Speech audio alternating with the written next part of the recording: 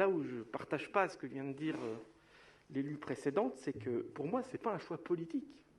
C'est un choix pragmatique qu'il faut que nous fassions.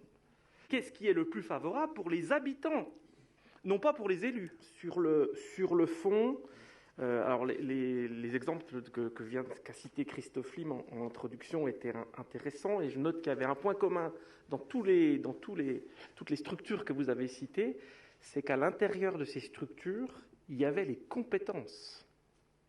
Et que ce que je déduis des échanges ici, c'est que nous n'aurions pas forcément en interne les compétences pour gérer ce sujet. Le premier élément, donc la question c'est, aurait-on les compétences pour gérer en régie le chauffage urbain de Planoise et son extension si on faisait ce choix. Ensuite, je vois que les solutions que tu citais, Christophe Lim, elles sont différentes territoire par territoire. Donc ça montre bien qu'à chaque fois, il y a une spécificité en fonction du territoire, et je reviens à la question d'avant, en fonction aussi des compétences, en tout cas me semble-t-il, qu'il y a en interne. Sur la méthode et sur le fond, moi je me réjouis d'une chose, c'est que toutes les solutions aient été étudiées.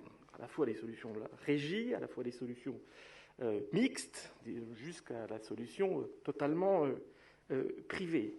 Et là où je ne partage pas ce que vient de dire l'élu précédente, c'est que pour moi, ce n'est pas un choix politique. C'est un choix pragmatique qu'il faut que nous fassions. Que un tel choisisse soit plus favorable à une régie, d'autres plus favorables au privé, ça n'a absolument aucun intérêt. C'est qu'est-ce qui est le plus favorable pour les habitants, non pas pour les élus. Donc, en tout cas, moi, sur le fond, j'ai pu voir les comparaisons des différents systèmes, et quand j'entends que on délègue un risque, le risque d'exploitation, on a une plus grande stabilité tarifaire. Ce qui m'interroge, moi, c'est les 12 ans du contrat de concession. Aujourd'hui, je suis pas en capacité, moi, en tant qu'élu, de savoir si c'est trop long ou pas assez long, compte tenu, effectivement, du contexte actuel. On n'a pas une visibilité déjà pour le mois prochain. Alors, quelle sera la visibilité dans 12 ans? Ça, c'est un grand point d'interrogation. Donc, j'aimerais bien que vous puissiez répondre aussi, Anthony, sur ce point. Ensuite, sur la forme. J'étais en réunion publique sur Planoise la semaine dernière. Il y a une énorme inquiétude des habitants qu'il va falloir dissiper.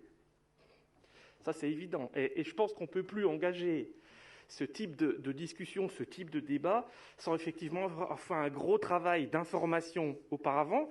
Je pense que c'est peut-être l'étape qui a manqué, qu'il va falloir faire dans les semaines ou dans les mois qui viennent.